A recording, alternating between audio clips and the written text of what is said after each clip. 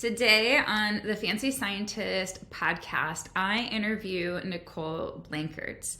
Nicole is a park ranger with Michigan State Parks, and she had a little bit of a tumultuous journey getting there.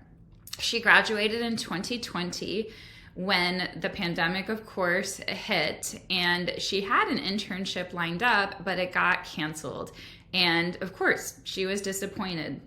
She applied to other jobs, but didn't get any, and then changed her job application, and things changed dramatically.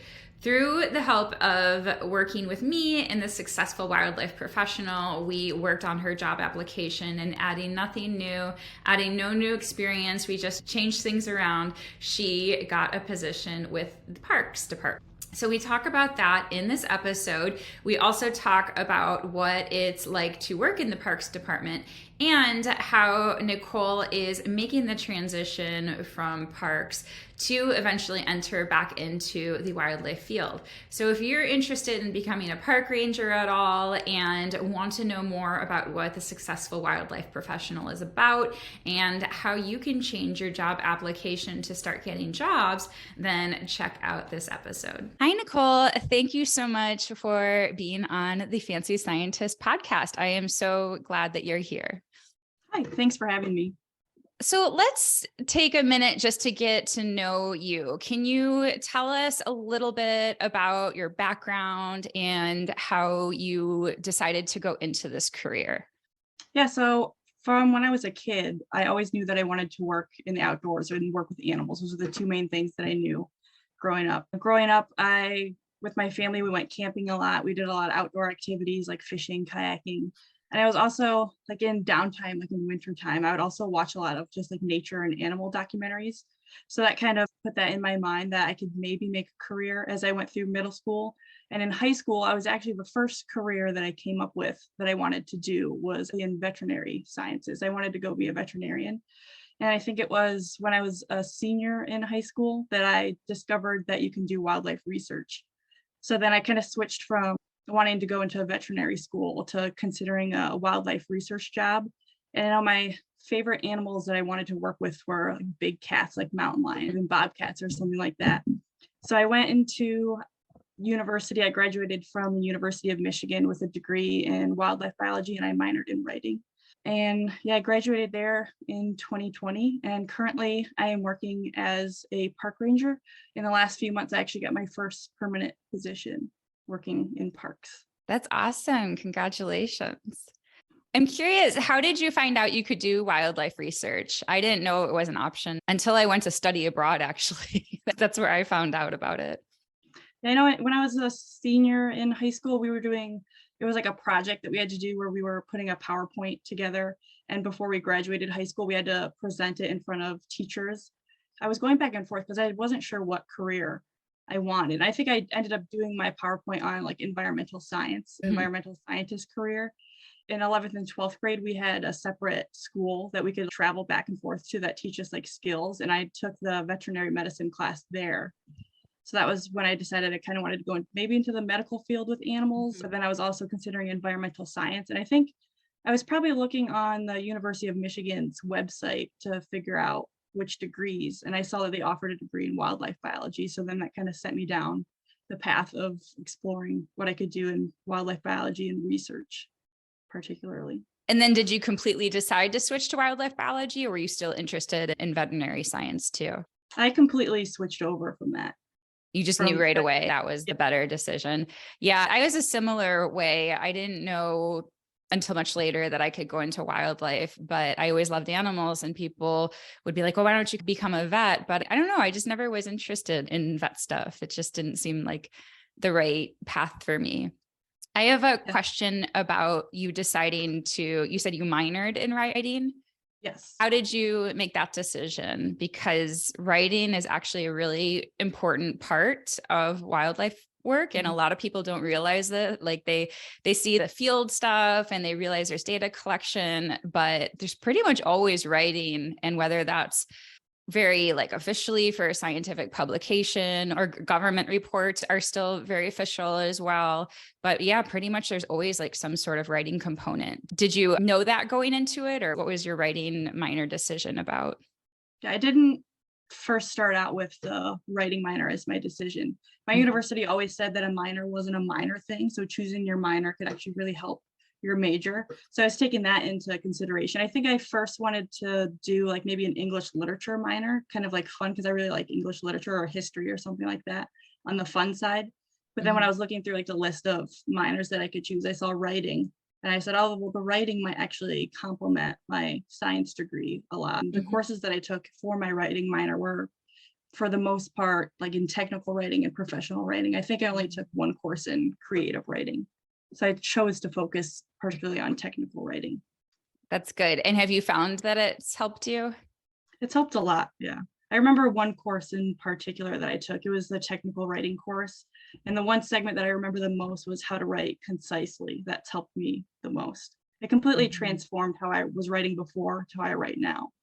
Yeah. And writing for science is very different. I'm actually running a challenge right now, and I'm using an example of how the way you think about things interprets your outcomes. And I use the example of statistics. I felt like I was really bad at statistics. So I would become like really frustrated and angry and stuff. But with writing, I felt like I was good at writing, and I wasn't good at writing, science writing to begin with. I mean, pretty much nobody is, because like you said, you have to be trained to do that. But I didn't get frustrated or upset like I did with statistics, because I had that belief that I was good at writing. So I was like, oh, okay. Like I just don't know how to do this yet. And I just had a completely different approach to that. With jobs, did people say anything about your minor? I love that line, by the way, that a minor is not minor. That's so good. Yeah. Nobody has brought it up particularly. This is curious. So when did you graduate? What year? I graduated in 2020. Okay. And then why don't you tell us about what happened 2020 until now getting your permanent position? Yeah. So when I graduated in 2020, I graduated right when COVID was starting. So I did have like an internship lined up in fisheries for right after I graduated to go work up in northern Michigan on a sea lamprey project. But then since COVID had just started like going rampant at that point, that got shut down. So then I was kind of at a standoff, not sure what I was going to do. So between when I graduated in 2020 and this last October, when I got my permanent position, I was applying to a lot of different jobs, mainly like temporary wildlife positions, kind of like biological science technician, but maybe a little more entry level. And I just wasn't getting any responses from any of them. I would apply to maybe, I would say between that time, a half a dozen to a dozen different jobs, submitting different like resumes and cover letters to each of them. And I just wasn't hearing back a single thing then until I finally got my permanent position this October. Well, the park ranger position that you have right now, didn't you have something before that, or you just jumped into that? Because I thought didn't you work with the parks before? Yeah, I worked just as a seasonal. Oh, okay. And then, yeah, it goes like seasonal and then park. There's different levels of park ranger, but the park ranger is a permanent position versus seasonal is just like this summer help. So you did have a seasonal position, and then while you were in your seasonal position, you applied for the permanent position. Is that how it went? Yeah, I was actually encouraged to apply from like the other rangers that I worked with and my coworkers. They encouraged me to apply for the ranger position. With your job applications, you said you applied to, would you say 15 job applications? Is that what you said? Was that like between like 6 and 12? 6 and 12. Okay. Was that like a per month, per week? Can you tell us about like how many jobs you applied to? I think that was over a few months. Okay.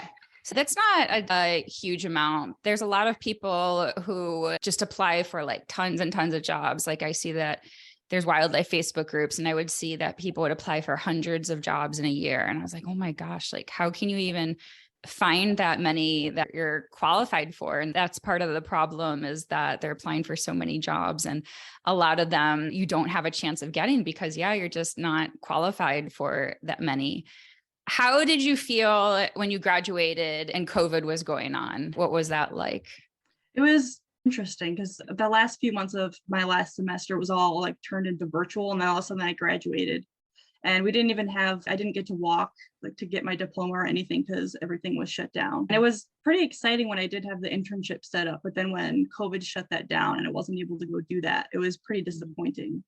Yeah, that must have been really frustrated. I talked to quite a few people who had a similar experience. How hard was it to get that internship? Can you tell us about that process and what your internship was supposed to be about? Yeah, it was a sea lamprey research project. I was going to be working with a couple of master's students at Michigan State University. They do sea lamprey behavioral studies in northern Michigan. So I was just going to help them collect data with that.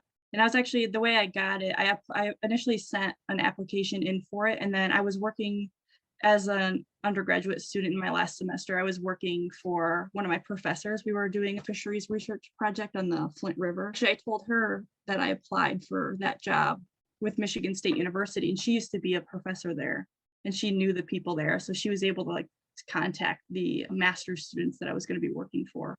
That's great. So using your network to help you get positions. And then tell us what it was like for you to get that seasonal position working for the state parks. What was that process like? I didn't really have to send in like a resume and cover letter for that since it was just like seasonal summer help. So I just sent my name to the supervisor at the park that I was going to be working at.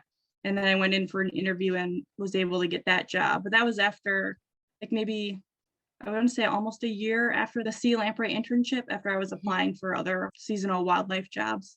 And after I applied for those jobs, I was just left feeling so kind of hopeless and disappointed because I hadn't heard back from any of those applications. So that's when I went to working in parks in that seasonal position. So you had put in your application for wildlife stuff and then it just transferred over and you just had to put your name. Is that how it worked?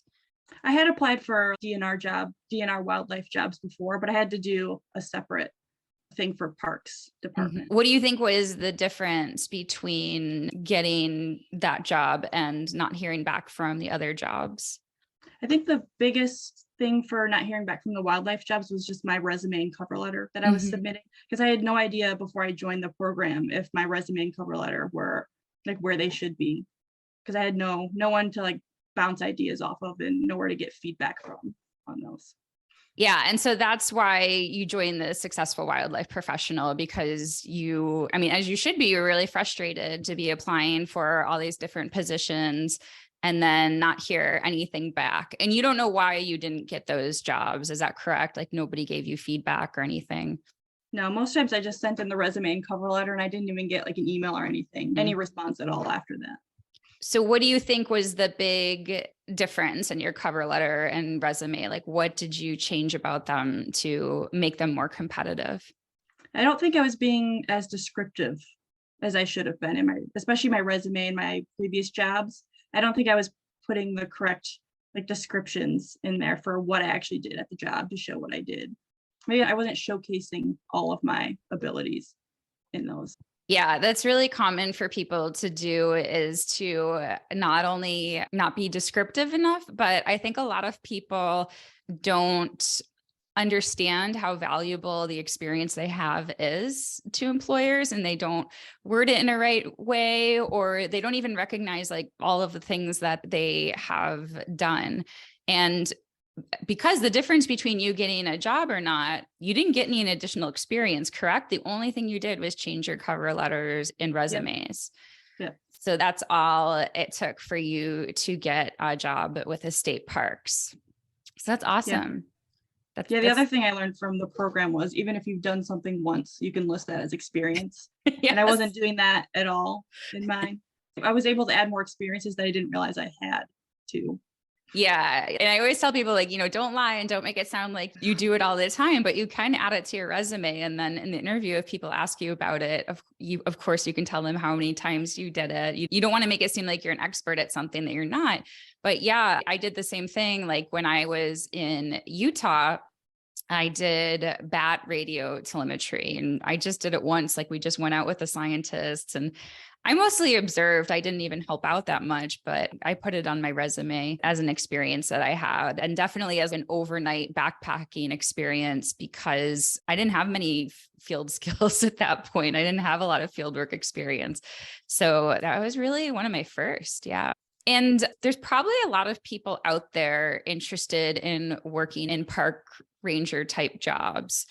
And I think there's a lot of misconceptions as to what those jobs are like. Can you tell us what it's like being in one of those jobs firsthand? Yeah, I've just definitely noticed that. I know a lot of people probably perceive that park ranger careers are mainly you just work outside.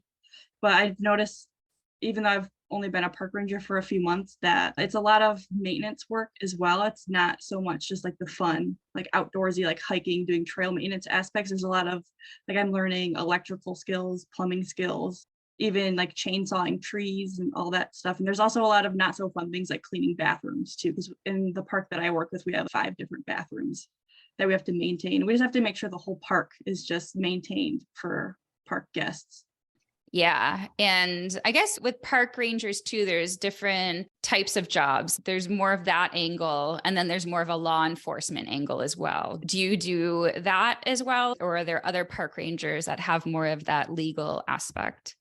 Yeah, I think there's a big difference between state park rangers and national park rangers. And I think national park rangers are more on the touristy level versus state park rangers, which is what I do, more like maintenance with law enforcement. So my position is balancing like the maintenance work with law enforcement.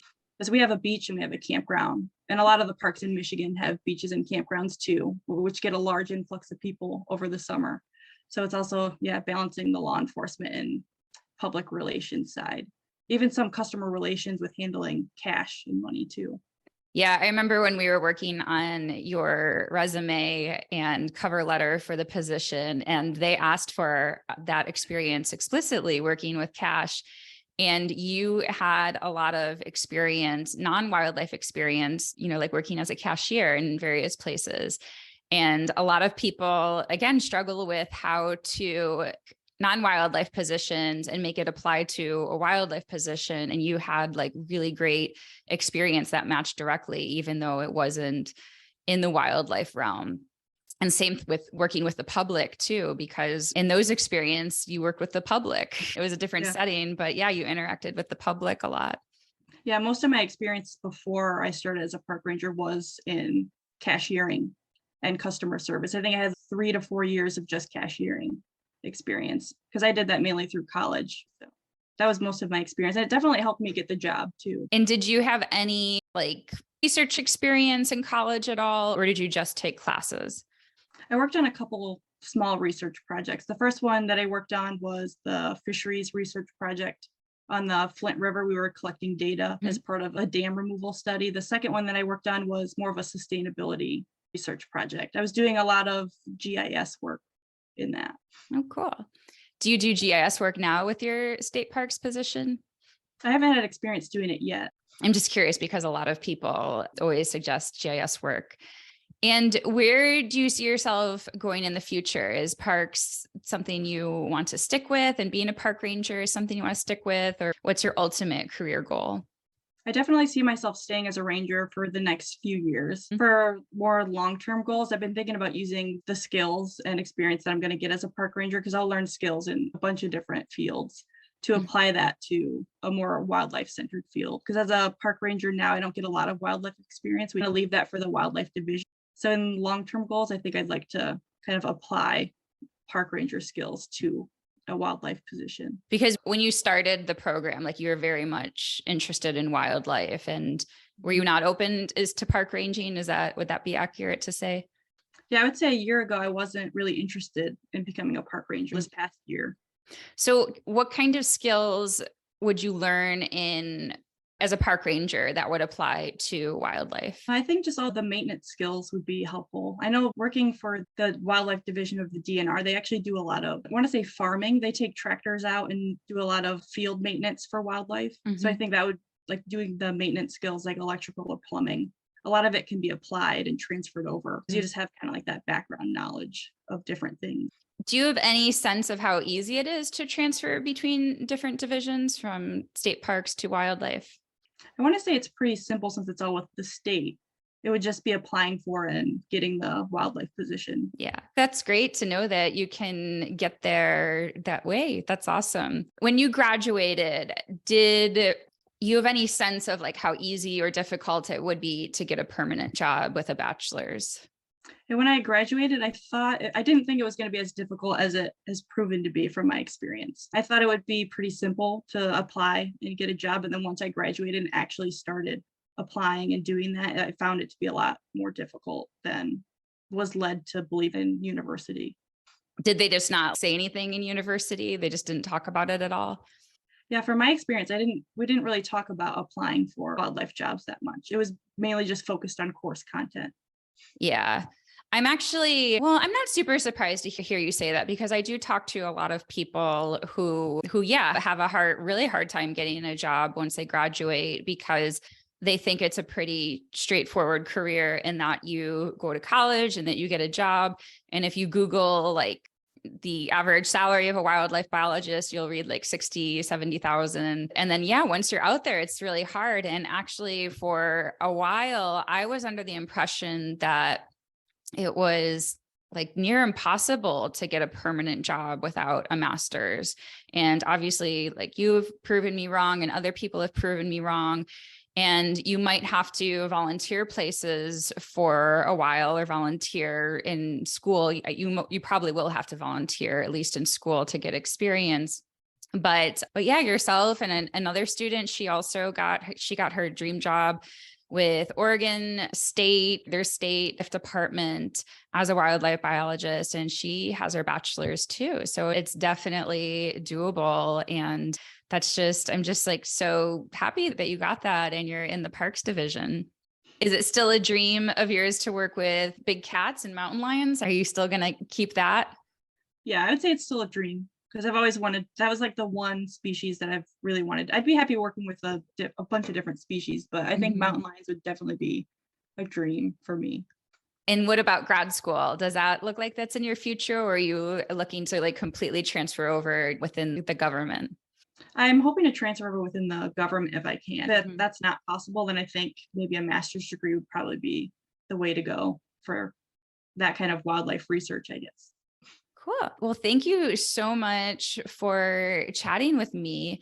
Do you have any final advice, or do you have anything to tell people who might be like thinking about joining the program or on the fence about the program? I would say about joining the program that it's definitely worth it, because I've seen a drastic change in like just my resume and cover letters.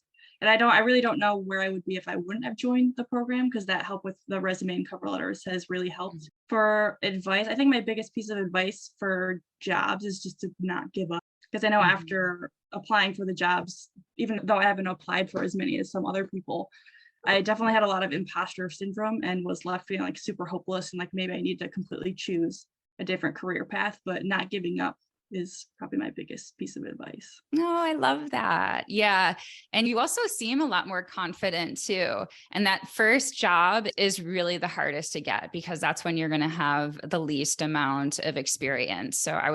Somebody was just talking to me recently, updating me on an internship for the Smithsonian, and they said they didn't get it. And I was like, oh, don't worry. Like the Smithsonian is prestigious. You got an interview. That's great. Just keep trying. You got to keep putting yourself out there. If you're not getting rejected, you're not trying hard enough. That's what I would say. You're playing too safe. Well, thank you so much. I really appreciate you chatting with me, and I want to know what happens with your jobs, and I want to see your progression throughout this career. Thank you. Thank you so much, Nicole, for that interview. I know that I've learned a lot about becoming a park ranger from you, and it's so cool to hear the skills that are really important for this job, because as mentioned in another podcast interview that I did with Ron Lewis, using more mechanical tools and doing more of that like manual kind of labor is actually really important in our field, and a lot of people don't realize that. And I love how we talked about taking non-wildlife jobs and applying it to this state park position, and how you can use different experiences to overlap with ones that you think wouldn't be in this field. If you are interested at all in getting into the Successful Wildlife Professional program, I open it up at least 2 times a year, maybe more.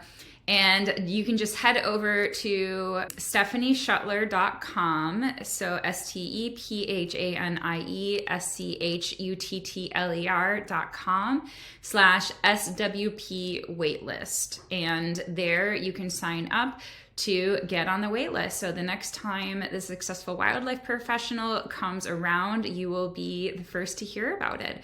And I always do some sort of training or workshop or challenge before it opens up, so you'll be able to do that as well, which is free. Thanks again, guys, for watching, and have an amazing day.